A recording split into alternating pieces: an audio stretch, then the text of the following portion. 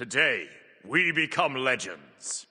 Alright boys, so as you can see, I'm back on the tier list grind. I've been doing a lot of alignment chat videos recently, which I've really been enjoying, and you guys have as well, but I recently finished up all the ideas I had for alignment chats. If you have any more, then feel free to leave them down below, but for now, we're going to be back on the tier list trend. And today, we're going to be ranking all the types of Smite players that I could think of off the top of my head that we have down here. We're going to be ranking those from S to F. So basically how I'm approaching this is, do you want this person on your team? You know, if you really want this person on your team and they're really amazing, you put them in the S tier. If you never want to see them on your team and you'll instantly lose, you put them in the F tier. That's basically how I'm approaching this. But with that said, I'm sure you all understand tier list by now, so let's just jump right in with the VGS/ping spammer. So this is generally a negative thing when people just VGS and spam all the time because like important VGS commands don't get through, it makes really annoying noises and things like that. But you do want some level of VGS and ping, of course, so I'm not going to put it right at the bottom, but like you really don't want the VGS ping spammers on your team. I think I'll put them down in the D tier, but the reason they're not F is that you do actually like a little bit of communication in the form of VGS and pings from people. We have the feeder, once again, is probably a D tier. You know, you never really want the feeder on your team. It kind of sucks. You know, sometimes you can win games where you have feeders, but oftentimes having one of your team feeding, especially in Conquest, is basically impossible to come back from that. And the other reason this isn't in F tier is because F tier is for the true, just like bottom of the barrel of society, like you never ever want to see them again, which, coming to that, is the intentional feeder. Now, for those who don't know, there's a difference between just feeding and intentional feeding. You know, people report people for feeding when really feeding isn't an offense. Intentional feeding is an offense against like the report system, according to high-res. And so the feeder is going to sit one tier above the intentional feeder, which is obviously people that are just intentionally feeding to ruin the quality of the game for other people because they're pissed off or whatever. They're the people that run under towers and just run into the enemy base and stuff, or stand there dancing and die.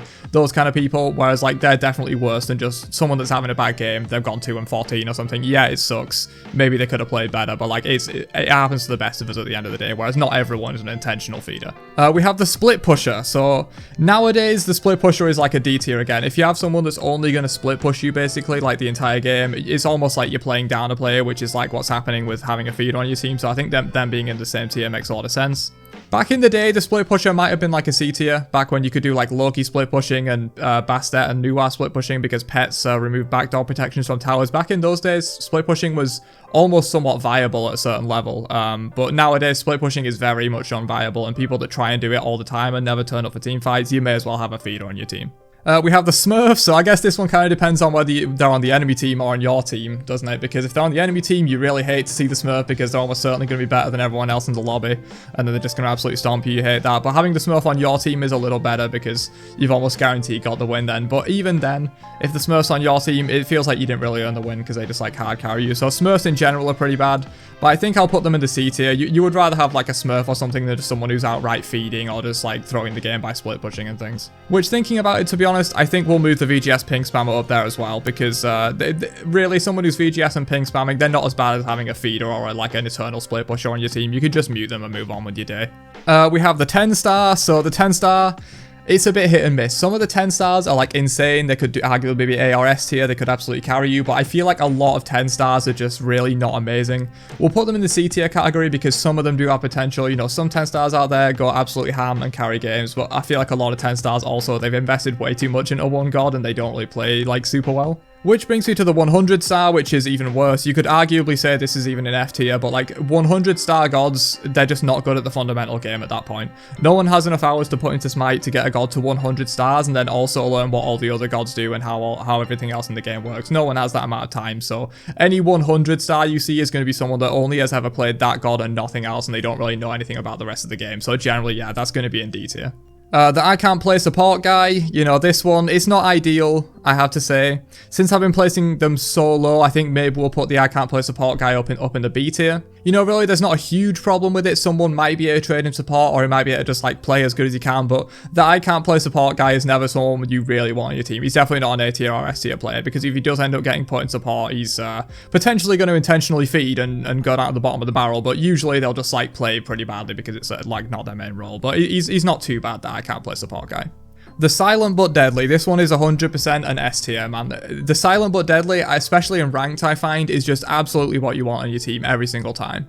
No, I'm not talking about farts. The silent but deadly is that player that never speaks anything in chat, often doesn't even call VGS or ping, but just absolutely fucking dominates. You know, it's those solo laners that are like 10-0 5 minutes into the game, and you haven't heard a word from them, you haven't realized what's happening, and then it turns out they're in mid lane, 4 levels up on the enemy mid lane, and they've got a pentakill. Like, those are the silent but deadly players, which is why they just have to be in the S tier. They're the players that are confident in their skill, they don't even care about their teammates to a certain extent, which could bring them down a little bit, but they just go like 10-0, they carry the game for you. You have no idea what happened. That's the silent but deadly. The 1v5 Chad is a bit of a mixed bag. I think the 1v5 Chad probably goes in B tier because, once again, they have a lot of potential to really pop off, you know. If the 1v5 Chad goes in and actually 1v5s and maybe gets a kill and lives or something, that's really insane. But often, the 1v5 Chads, they bite off more than they can chew and they end up dying for it, so we'll leave them in B tier for now, a pretty average placement. The Rage Quitter is just in F tier as well. We'll put them in front of the Intentional Feeder because the Intentional Feeder is literally someone that just, like, throws the game intentionally, doesn't even leave and give you a chance, whereas the Rage Quitter, you know, at least you could potentially fight back from a 4v5.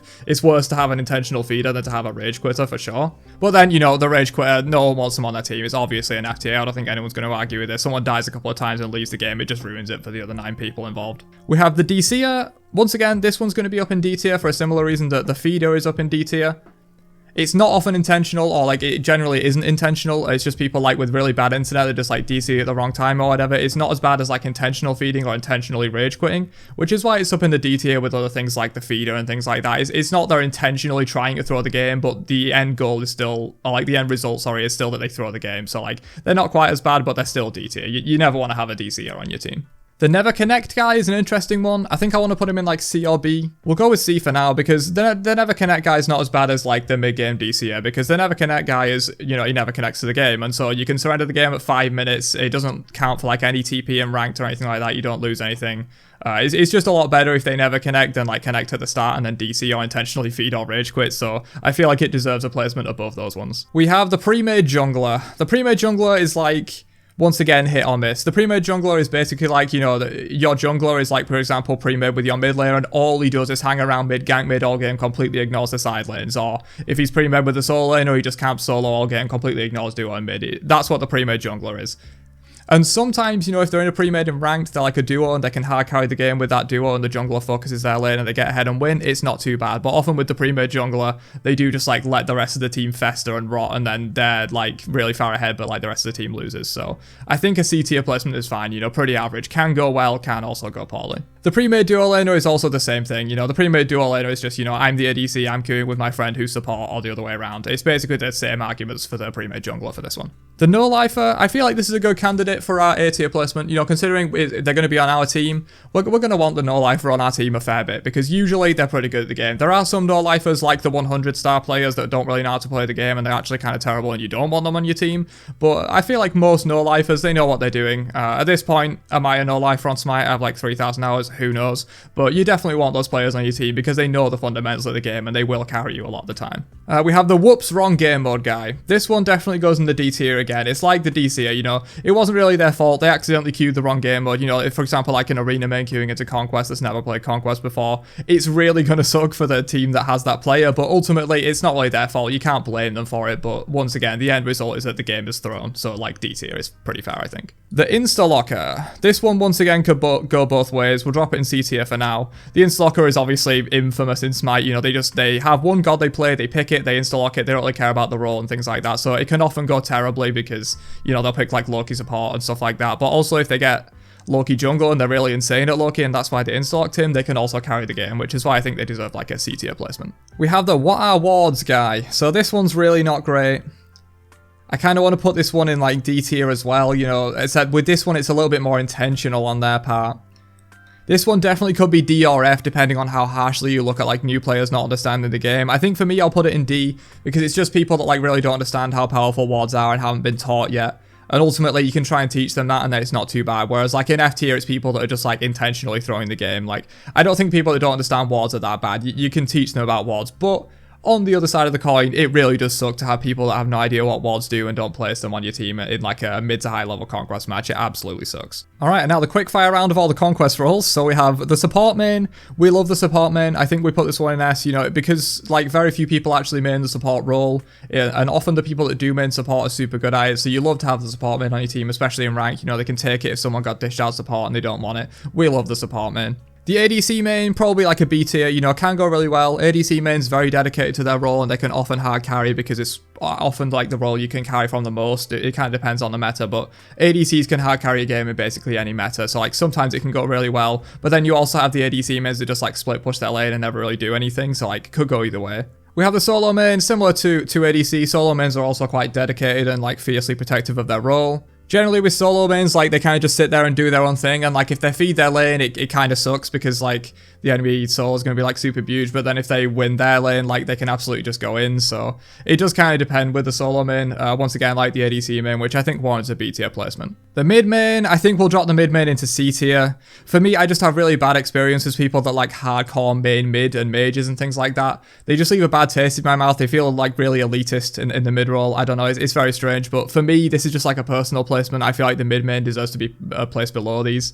And finally, we have the jungle main. Again, jungle mains rub me the wrong way. Jungle and mid mains feel like they're really full of themselves, man, and they just like think they can carry the game at all times. They don't need a team and things like that. They leave a bad taste in my mouth compared to some of the other roles. We have the rotation machine. This is a really good A tier candidate, I feel like. You know, the rotation machine is like supports and solo laners that just get like either get huge early or just are really dedicated to rotating a lot and like playing for the team fights, playing for the objectives. You always want that on your team, but they're only A tier because sometimes the rotation machine can go too far and just like rotate all the time, never get any farm and stuff like that. People can go wrong with that, but the rotation machine, when pulled off right, is insanely strong.